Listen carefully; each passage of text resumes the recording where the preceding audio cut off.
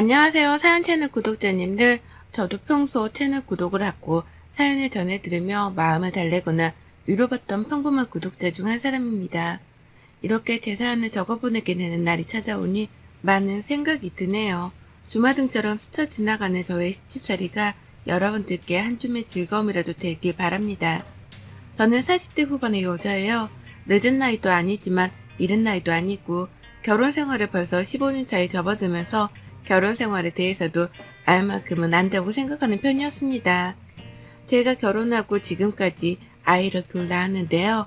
정말 열심히 살았다고 자부하는 것이 지금껏 한 번을 쉬어본 적이 없어요. 아이를 낳고 나서도 바로 몸을 풀고 출근을 했었고 첫째 말고 둘째를 낳았을 때에도 다를 건 없었습니다. 어떻게 보면 궁상맞게 살았다고 해도 과언이 아닐 만큼 하는 일과 벌어들이는 수입에 비해서 사는 건 참 힘들게도 살았네요. 왜냐면 저희 어머님이 저 쉬는 꼴을 두고 보지 못하셨거든요. 제가 결혼하면서도 시어머니께 들은 유일한 칭찬이 바로 밖에서 일하는 여자라는 것이었습니다. 밖에서 일을 하며 맞벌이로 돈을 벌어온다는 것에 대해서 어머님은 크게 만족을 하셨어요. 정작 본인도 밖에서 일을 해본 적이 없는 분이셨는데 며느리만큼은 돈 버는 사람으로 드리고 싶었다고 자꾸 말씀을 하시더라고요. 저희 남편이 혼자 고생해서 집에 돈을 가져다 바치는 꼴은 두고 못 본다면서 말입니다. 시어머니랑 시아버지는 꽤나 검소하게 사는 분들이셨습니다. 태생이 검소해서가 아니라 가진 돈이 없어서 검소하게 살 수밖에 없으셨던 거죠. 열악한 환경에서 힘들게 키운 아들인데 그런 아들이 장가를 가서 마누라한테 돈을 퍼다주는 꼴은 두고 볼 수 없다며 꼭 일을 열심히 하라더군요. 결혼식장에 들어가서 시어머니로부터 덕담을 듣는 그 타이밍에도 어머님께서는 일도 열심히 오래오래 하고 라는 말을 가장 첫마디로 들었답니다. 결혼식 날에도 일타령을 하는 분이셨는데 평소에는 오죽하셨을까요? 평소 어머님과 나누는 대화라고는 일을 하는 것, 그리고 그렇게 일을 해서 얼마나 버는지에 대한 것들 뿐이었습니다. 승진을 할 때가 되었는데 아직 소식이 없냐는 말을 해가며 평소에는 안 하던 안부 연락을 먼저 하는 경우도 많았고요. 승진이라도 정말 했다고 하면 아주 좋아라며 난리를 떠셨죠. 그러다 급 정색을 하면서 돈을 아끼라고 혼수를 두곤 하셨고요. 이 모든 것들이 주제넘는 어른의 잔소리인 것만 같아서 듣기 싫은 적도 많았습니다. 솔직히 말하면 어머님 입에서 일 얘기가 나올 때마다 화딱지가 날 정도이기까지 했죠. 하지만 이런 어머님을 영 이해하지 못하는 건 아니었어요. 제가 시어머니께 다달이 용돈을 보내드리고 있는 장본인이었거든요. 결혼 전까지만 하더라도 여유가 없으시니 검소하게, 그리고 큰돈을 만져보지도 못하며 형편대로 사는 줄 알았습니다. 그러니 결혼을 하면서도 그 오래전부터 웬만한 건 제가 절반 이상 지분을 부담했을 정도로 돈을 썼죠. 집을 해가는 것도 남편이랑 반반 부담을 했는데 막판에 남편이 돈이 모자른다고 하길래 제가 급하게 친정에서 돈을 빌리기까지 했었고요. 그 바람에 지금 사는 집도 제 명의랍니다. 당연히 결혼하고 생활비 관리는 제가 했고 결혼하고 2달 정도 지나자마자 시어머니가 용돈을 요구하길래 그때부터 지금껏 다달이 적게는 30만 원에서 많게는 100만 원까지 쥐어드렸어요. 평상시에는 적게 보내드리는데 생신이나 특별한 경조사라도 있으면 더 챙겨드릴 수밖에 없었습니다. 어머님이 그걸 원하셨으니까요. 그리고 그때부터였어요. 어머님의 씀씀이가 갈수록 커지기 시작한 게 말이죠. 형편이 좋지 못한 분이니 제가 용돈을 드리면 그걸 최대한 아껴가면서 알뜰하게라도 쓸 줄 알았습니다. 그러니 처음에 용돈을 당당하게 요구하실 적에도 알아서 어련히 잘 쓰려나 싶어서 노획적 거두도 용돈을 드렸죠. 하지만 이게 참 갈수록 부담스럽고 또 화가 나더라고요. 시어머니의 태도를 옆에서 보고 있자니 말입니다. 받는 용돈이 부족하다는 소리도 아낌없이 뱉어내셨고요. 아이를 하나 둘 더 낳고 키우며 나가야 하는 돈이 너무 많아져 저희 집안 가계부를 쪼는 와중에도 어머님은 당신 용돈 타령을 하셨어요. 부담스럽다고 솔직하게 말씀을 드려도 제가 같이 돈을 벌어오지 않냐는 이유를 들먹이며 나몰라라 하셨답니다. 그러니 지금까지 세월이 15년이 되었는데도 불구하고 어머님은 단 한 달도 빼먹지 않은 채 용돈을 받고 계시네요. 지금껏 어머니께 보낸 금액만 하더라도 적은 돈은 분명 아니고요. 그러다 제가 올 초부터 시어머니 길들이기 작전을 시작했습니다. 도저히 이대로는 평생 살지 못할 것 같았거든요. 아이들은 자꾸 더 커가고 곧 있으면 대학도 들어가야 할 텐데 시어머니가 한두 푼을 요구하는 것도 아니고 매달 본인 꼴리는 대로 달라고 보채기만 하니까 걱정이 태산이었습니다. 그리고 무엇보다 금전적인 부담감 때문에 힘들기도 했네요. 남편이랑 제가 정년보장이 되는 직장이 아니어서 이런 걱정을 할 수밖에 없었고 먼저 남편과 상의를 했습니다. 아주 오랜 시간을 말이죠. 코로나가 터지면서는 언제 잘릴지 모른다는 부담감이 더 커져서 남편을 더 적극적으로 설득해 왔고요. 그렇게 저희는 얼마 전부터 시어머니께 드리는 용돈을 20만 원으로 줄였어요. 지금도 절대로 작은 돈이 아니라고 생각을 하고 아이 둘을 키우는 4인 가정에서 시부모님 용돈으로 이만큼이면 할 만큼 하는 중이다 싶었습니다. 저희 부부 결혼하며 아무런 금전적 도움도 주질 않으신 분들이셨는데 다달이 20만 원을 보내드리는 것이라면 자식돌이는 다 한다 싶었던 거죠.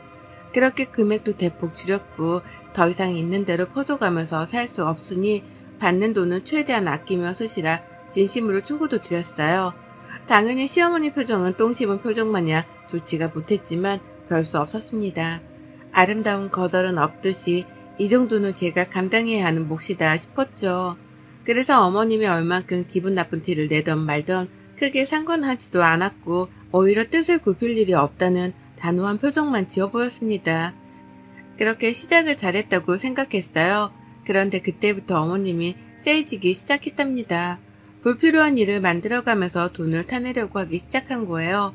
갑자기 멀쩡하던 밥솥이 고장이라면서 밥솥 살 돈을 달라고 하질 않나.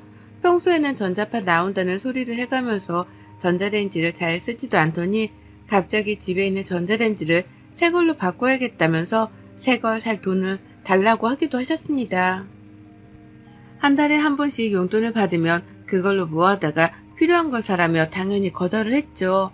아껴 쓰시라고 용돈을 드리는 거니 더 달란 말 좀 그만하라고 신세타령도 했습니다. 시부모님 잘못 만나 내가 이날 이때껏 내 부모도 아닌 분들께 얼마나 갖다 바치고 있는 거냐면서 힘들어 죽겠다 하소연도 한참을 해봤어요. 이렇게라도 하면 조금이라도 우리 돈 쓰는 걸 아까워해 주실 줄 알고요. 하지만 그런 반응은 잠시뿐이었어요. 당신 아들한테는 돈 달란 말을 한마디도 안 하면서 제 앞에서는 돈 없단 소리를 잘만 하고 사는 것이 정말 미워 죽겠었습니다.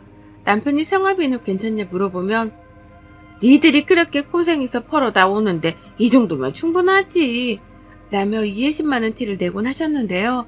제 앞에서만 서면 돈이 더 필요하단 말을 반복해가며 저를 힘들게 하셨죠. 이중적인 태도 때문에 저는 더 승질이 날 수밖에 없었던 거고요.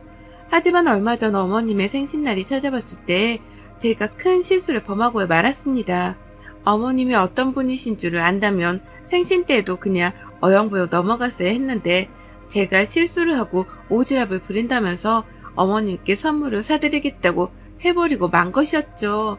제 딴에는 어머님이 그간 저한테서 도무대로 쓴소리를 많이 들으셨기 때문에 적어도 생신 때만큼은 사고 싶은 걸 사게 해드리고 싶었습니다.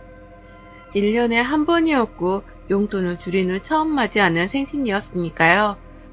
평소에 살 돈이 필요하다면서 꺼내셨던 제품들이 커피포트, 에어프라이기 같은 것들이었기 때문에 저렴한 걸로 시부모님께서 쓰실 용도로 10만원에서 많게는 15만원으로 가격을 잡았습니다. 그리고는 당연히 어머님이 그중 하나를 사겠다 하실 줄 알고는 사고 싶은 걸 사드리겠다고 말씀드렸죠. 바로 며칠 전에도 에어프라이기 타령을 하셨던 분이셨기에 말이죠. 그리고는 어머님 생신 전날 타이밍이 좋게 주말이어서 제가 어머님 댁으로 갔어요. 그리고는 같이 선물을 사러 나갔습니다. 돈을 보내드리려 했는데 어머님이 혹시나 돈을 더블로 부를까 싶었던 마음에 제가 직접 찾아가 결제를 할 참이었습니다. 그렇게 같이 집을 나섰는데 제가 차가 없는데 어머님이 택시 타령을 하더라고요. 너무 힘들어서 지하철로는 이동을 못한다고 말이죠. 처음엔 욱했으나 일단 참았습니다. 그리고는 알겠다고 하고 같이 택시를 탔는데 글쎄 종로를 부르시는 거예요. 그 먼 강동구에서 종로를 말입니다. 택시비가 벌써 후덜덜하게 나오는 와중이었고 제 마음은 이미 너덜너덜해졌어요. 종로로는 뭐 때문에 가려고 하나 싶어서 혹 그 주변에 있는 무슨 시장이라도 가는 줄 알았습니다. 근데요, 어머님이 저를 엄한 곳으로 이끌더라고요. 보석 상점이 가득한 거리로 말입니다. 저도 처녀 시절에 그 주변에서 영어학원을 다니면서 보석 상점이 많다는 걸 알고 있었습니다. 자꾸만 그 거리로 저를 데려가려는 듯이 택시 기사님을 향해서 기사님 저쪽으로 더 가서 내려주세요 라고 하길래 진짜 이러다 보석 하나를 사달라고 하는 것이 아닐까 싶어 긴장이 되었네요. 그리고 급기야 보석 상점 앞에서 보란듯이 여기에요 라고 대답을 하시는 순간 속으로 얼마나 똥줄이 탔는지 모릅니다. 가지고 싶은 걸 사드리겠다고 한 그 말 실수 한마디 때문에 어머님이 나를 보석 상점으로까지 이끄셨구나 싶어 뒷골이 부진장 땡겼죠. 그리고 그날 저는 당당하게 보석 상점 안으로 들어가서 자신이 집에서 챙겨 나온 금을 꺼내드는 시어머니를 지켜만 봤습니다. 어머님은 집에서 챙겨온 아주 조그마한 금반지를 꺼내들더니 그거랑 다른 금을 같이 녹여서 새로운 반지 하나를 만들어달라 요구하더라고요. 미리 조사라도 해온 건지 저는 뭐가 뭔지 하나도 모르겠는데 어머님은 디자인까지 미리 핸드폰으로 사진까지 찍어뒀던 걸 직원에게 보여주며 주문을 했어요. 순식간에 디자인 상의가 완성이 되었고 저는 그날 무려 109만원어치를 결제하고 말았습니다. 살떨리는 상태로 카드를 내밀었고 6개월치 할부로 결제를 하는데 저도 모르게 제 옆에서 다른 반지를 구경하던 시어머니의 뒤통수를 째려보게 되더라고요. 당연히 부담스러워서 100만원이요? 라며 거절의 뉘앙스도 대놓고 뱉어냈지만 어머님은 듣질 않으셨고 원하는 거 다 사주겠다더니만 라며 오히려 치사하단 말씀을 하셨어요. 앞에서 직원까지 나서서는 시어머니가 대접을 잘 못 받으시네 어쩌네 하며 어머니 편을 드니까 저는 분위기에 휩쓸려 등신 호구같이 그걸 결제해버리고 만 것이었습니다. 가게를 나오며 바람이 꽤 차가웠거든요. 근데 전 피부보다도 제 심장이 더 차갑게 얼어붙는 것 같았어요. 더욱이 고맙다는 말조차 까먹은 건지 집으로 돌아가는 길조차 당당하게 택시를 잡았다는 어머님을 보며 저는 이를 바득바득 갈았답니다. 내가 지금 호구처럼 잡혀서 시어머니께 돈을 홀라당 뜯겼다는 걸 그제서야 인지했기 때문이었죠. 그간 용돈 좀 더 달라고 힘들어 죽겠다는 소리를 하셔도 잘 버텨가면서 20만원씩만 쥐어드리고 있었는데 이렇게 허무하게 돈 100만원을 긁어버렸다니 저 스스로가 너무 한심하고 바보 같아서 수치심까지 밀려 들어오는데 이걸 해결할 방도는 딱 하나뿐이더라고요. 바로 시어머니께 당한 만큼 똑같이 갚아주는 것이었습니다. 제가 할 수 있는 건 그것뿐이었어요. 그래서 계획을 세우고 실행에 옮겼죠. 무슨 코미디 한 편 찍는 것 마냥 시어머니를 상대로 제 딴엔 피해 복수를 감행했습니다. 100만원의 보석값을 결제해드린 후 저는 이전과는 달리 아주 살갑도록 시어머니께 연락을 취했어요. 보석을 사드렸는데 어머님이 너무 좋아하던 모습을 보니 죄송한 마음이 컸다면서 앞으로는 어머님께서 필요하신 게 있으면 제가 좀 더 제 지갑을 열어서라도 쓰고 베풀며 살겠다 개소리를 시전했죠. 한마디로 마음에도 없는 말이었는데 입에 버터를 발라가면서까지 시어머니께 아부를 떨었던 겁니다. 하지도 않던 아침 인사 전화를 하질 않나, 돈도 필요한 건 없는지 남은 용돈을 묻질 않나, 어머니 입장에서는 제가 갑자기 왜 이러나 싶어서 정신이 나간 줄 아셨을 거예요. 하지만 제가 다른 것도 아니고 돈이 더 필요하지 않냐면서 안부 연락을 해오니 어머님도 싫진 않으셨는지 매번 장황하게 대화를 나눠가면서 꼭 마지막엔 돈이 모자란다 소리를 덧붙이셨어요. 그리고 전 침묵을 쌌던 중 어머님께 밥을 사달라 했죠. 용돈을 올릴지 말지에 대해서 생활비 내역도 따져보고 어머님이 뭘 더 필요로 하시는지에 대해서 들어보며 서로 많은 대화를 나눠보자면서요. 제 의도가 먹혔는지 어머님은 너무나 행복해하면서 아이고 밥 한 끼는 내가 얼마든지 사주지 라고 하며 당장 약속을 잡으셨습니다. 그리고 저는 그날 바로 먹고 싶었던 식당이 있었다며 시어머니 집 근처 고깃집을 예약했죠. 소고기집을 예약하면 겁이 난다고 안 나오실까 싶어 일부러 돼지고기집으로 예약을 했고요. 그날부로 저는 단 이틀 동안 미친 듯이 머리를 쥐어짜면서 핸드폰을 만져댔습니다. 저의 작전은 제 모든 친정 식구들을 그 돼지고기 식당으로 부르는 것이었으니까요. 한 사람도 빼먹지 않고 모조리 다 연락을 취했어요. 저희 여동생 부모님은 물론이고 이모들이랑 이모부들까지 가깝게 지내는 사람들만 연락을 먼저 취했는데도 벌써 사람 인원이 10명을 훌쩍 넘기더라고요. 다들 성인인데 한 사람당 1인분씩 먹을 것도 아니었기 때문에 지불해야 할 돼지고기 값만 최소 10인분이 넘어갔고요. 거기에 어린애들까지 더해서 참가를 한다고 하니 추가로 나갈 밥값에 찌개값, 그리고 술값에 냉면 등등 부가적인 음식값까지 나갈 돈 목록이 한가득이었답니다. 너무너무 좋았어요. 작전이 성공적으로 흘러가고 있었으니까요. 그리고 약속 당일날 저는 일부러 저희 친정 식구들을 30분 정도 늦게 불러냈습니다. 식당 예약을 인원에 맞게 하기는 했으나 주변 테이블을 비워두기만 할 뿐 아무 말도 안 했어요. 시어머니는 제가 식당 예약을 한 줄도 모른 채 식당 장사가 안 되는가 보다 하면서 남의 집 가게 걱정을 하셨고요. 본격적으로 저한테 용돈이 모자라는 이유에 대해서 설명을 하느라고 입이 닫힐 새도 없이 말을 주절거리셨답니다. 그리고 이 모든 대화가 절정으로 흘러가고 시어머니의 입에서 다달이 적어도 40만 원을 줘야 한다는 요구가 튀어나온 순간 우르르 몰려들어왔습니다. 저의 든든한 편들이 말입니다. 하나둘 제 이름을 부르면서 저 멀리 입구에서부터 걸어 들어오는데 시어머니의 표정이 파르르 떨리더라고요. 자연스럽게 제 옆에 테이블에 앉다 못해 중간에 나타난 저희 친정 부모님이 저랑 시어머니가 앉아있는 테이블에 같이 앉자 시어머니는 도대체 이게 뭔 일인지를 모르겠다는 듯이 벙 쪄버리셨죠. 그리곤 제 입에서 오늘 저희 어머님이 쏘는 날이니까 드시고 싶은 거 마음껏 드세요. 나는 폭탄 선언을 듣자마자 놀란 가슴을 진정시킨다며 화장실로 주랭랑을 쳐버렸답니다. 도망치는 게 아닌가 싶어 걱정은 했으나 그 이상의 걱정은 필요 없었죠. 제가 벌써 시어머니 쓰는 카드를 제 손에 들고 있었거든요. 바보 같은 시어머니께서 며느리한테 용돈을 더 받으러 나왔다고 신이 나셔서는 제 입에서 돈을 더 드리겠다는 말이 나오지도 않았는데 혼자 지갑에서 카드를 꺼내셨어요. 그리고는 영수증 위에 카드를 올려놓고 이걸로 결제한다며 마음껏 먹으라 하셨죠.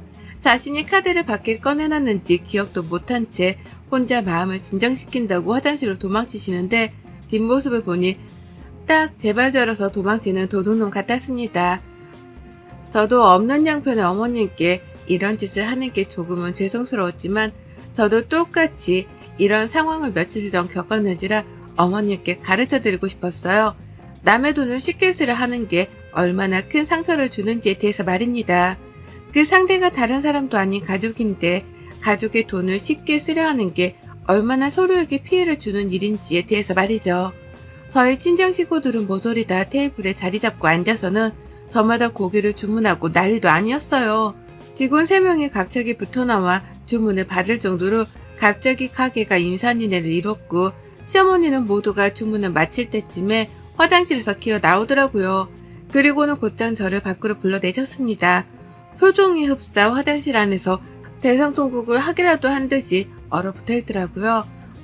무슨 말을 꺼내렸나 싶어 아주 호기심 가득한 표정으로 시어머니를 따라 가게 밖을 나섰는데요. 어머님이 자기 카드를 찾더라고요. 내가 아까 꺼낸 거 있잖아. 그거 돌려줘. 내 카드 돌려달라고.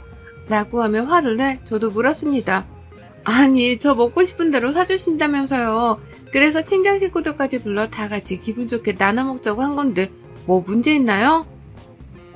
라고요. 어머님은 속이 답답한지 자신의 가슴을 쳐가면서 따졌어요. 아니, 내가 언제 네 친정 식구들을 사준다고 했냐. 내가 너 사주겠다고 부른 건데 네 식구들까지 우르르 데려오면 어떡해. 라고요. 하지만 저도 당당하게 말대답을 하며 시어머니 화를 더욱 돋구었습니다. 그럼 어머님은요? 제가 언제 어머님께 강동구에서 종로까지 왕복으로 택시비를 쏴드린다고 했어요? 제가 어제 어머님 생신 선물로 그달 용돈에 이어 100만원짜리 반지까지 사드린다고 했어요? 서로 다 힘들게 열심히 아껴가며 사는 줄 뻔히 하면서 먼저 돈 100만원 지르며 사치를 저지른 건 어머님이시잖아요. 라고 하면서 울컥하다 못해 열불이 나서 남의 가게 앞에서 소리를 질러가며 질책을 했어요. 왜 너는 하는 짓을 나는 하면 안 되냐는 태도로 억울해 죽겠다면서 말이죠. 카드는 못 돌려주고 약속하신 대로 밥 사주라는 말을 남기고 식당으로 들어왔습니다. 어디 한번 억울하면 따라 들어와 따져 묻기라도 하란 자세로 말입니다. 하지만 어머님은 절대로 식당 안에 들어오지 못하셨답니다. 저희 친정 식구들이 득실득실한 그 식당 안으로 절대 한 발자국도 들어오지 못하셨어요. 제가 본인의 카드로 고깃값을 결제하는 꼴을 밖에서 손 놓고 지켜볼 수밖에 없으셨던 거죠. 그리고 전 저희 친정 식구들과 함께 시어머니 욕을 신랄하게 까면서 그날 돼지고기집에서 무려 130만 원을 결제했답니다. 결제를 하자마자 문자가 어머니께로 날아간 건지 어머님이 저한테 직접 문자를 보내오셨어요. 자기 카드를 들고 와달라고 하더라고요. 더 쓰지 말고 그대로 곧장 집으로 갖다 놔주라고 말입니다. 하지만 저는 경비가 아까우니 필요하면 어머님이 들고 가시라는 말을 남긴 채 곧장 어머님 카드를 저희 집으로 가지고 갔답니다. 이렇게 저는 시어머니가 한 것처럼 똑같이 20만 원이 좀 더 넘는 금액을 더 써가면서 시어머니께 같은 방식으로 복수를 해냈고 성공적으로 끝이 났답니다.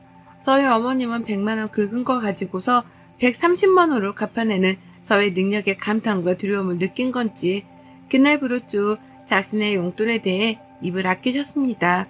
당장 20만 원이라도 받고 있는 것에 만족을 해야 한다는 걸 이제서야 깨우친 것이었죠. 그 덕에 저도 시어머니한테 더는 돈 빨려나갈 걱정을 잠시라도 접어둘 수 있게 되었답니다. 정말 지긋지긋했는데 이제서야 시어머니의 그 입을 다물게 해드릴 수 있게 되었네요. 더는 어머님이 멀쩡한 가전제품을 새로 사야겠다 하면서 주접떠는 연락도 하지도 않고 계시고요. 저한테 함부로 돈을 달라 했다간 그 배로 자신의 돈을 써야 할지 모른다는 부담감 때문인 건지 시어머니는 결혼 이래 최초이자 가장 오래도록 저에게로부터 멀리 거리를 두고 계시답니다. 어색했던 결혼 초에도 용돈 달라는 문제로는 꼭 주기적인 연락을 먼저 하셨는데요. 이젠 생각을 달리 하기 시작한 건지 침묵을 택하기 시작하셨어요. 덕분에 저의 마음은 어머님의 목소리를 듣지 않게 되어 그 어느 때보다 평온한 상태랍니다. 진작에 돈 가지고 어머님을 겁줬어야 했는데 결혼 15년 차인 이제서야 일이 복수를 감행해본 저를 반성하면서 앞으로는 덜 소심해하며 더 대담하게 시어머니를 다뤄야겠다 맹세했네요. 어머님 덕분에 그날 저희 친정 식구들은 뱃속에 기름칠 해가며 잘 먹었습니다. 저희 부모님께서도 안부 인사 전해달라 하는데 이 자리를 빌어 모두의 앞에서 감사 인사를 전해드려요. 덕분에 고기 잘 먹었습니다. 여러분의 생각은 댓글로 남겨주세요. 오늘도 시청해 주셔서 정말 감사합니다.